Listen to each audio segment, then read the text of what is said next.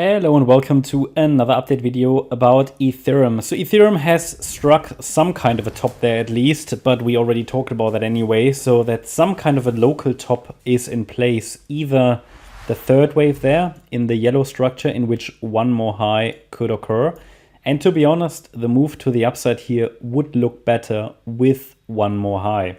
So I would still prefer, when we look at the microstructure, that at least one more high forms here. And it should really form below before breaking below 3,675. If we see a break below 3,675, well, then that would open the door to a much larger correction. We're going to take a look at that in a minute on the daily time frame. But here on the shorter time frame, we've really only just entered the support zone.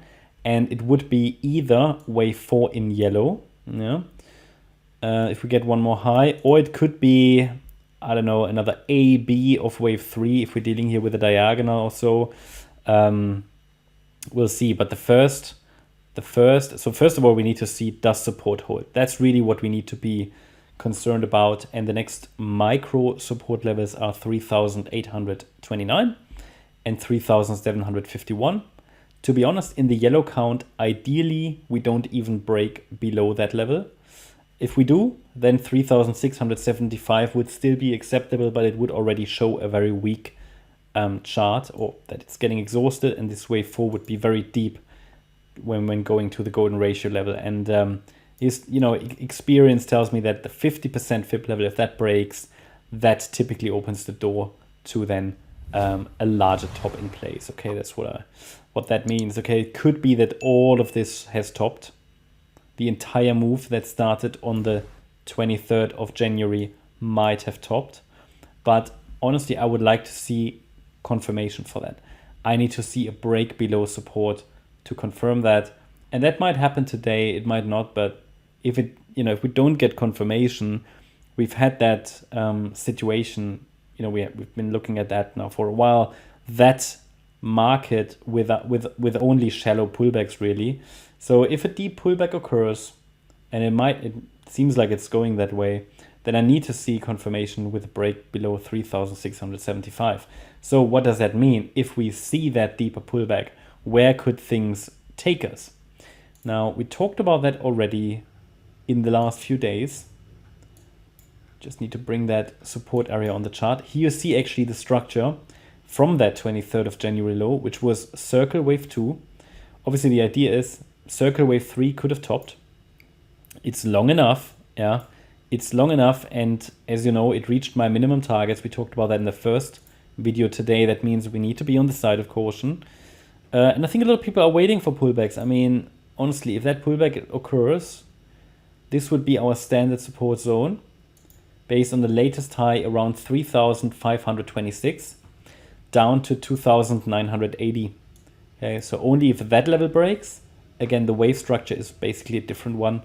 But first of all, before we discuss that, let's first of all see if we are breaking micro support, because at the moment we haven't done that. All we see is a red candle on the daily time frame. The first real one in a while. But this would be support in circle wave 4, which means if we break micro support, that will be the risk. That's the level against which you can measure your risk.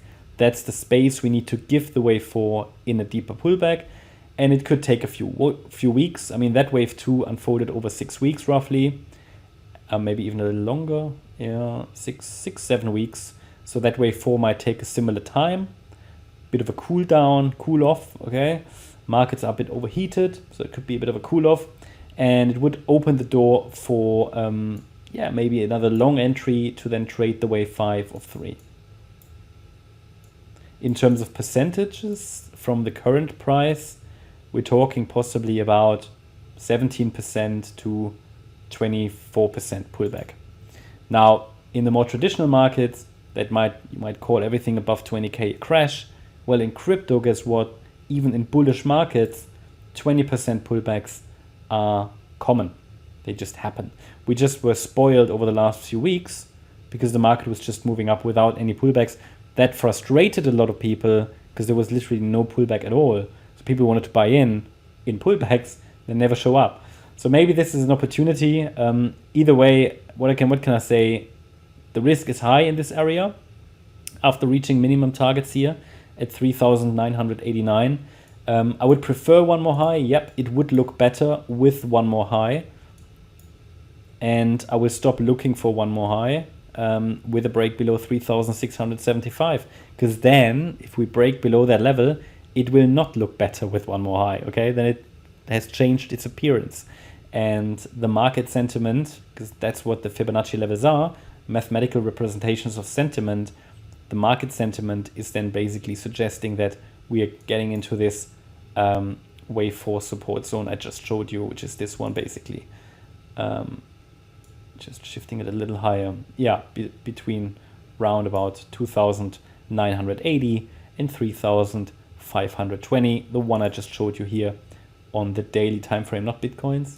Here, yeah, okay. Few dollars different because you know, I haven't drawn them super accurately, but there will always be a few dollars difference between between different exchanges.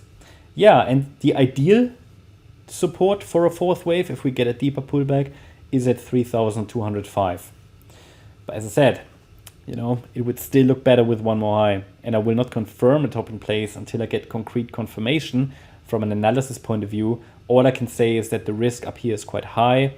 But yeah, we've seen that, you know, a situation, that sort of behavior of the chart over recent weeks and months.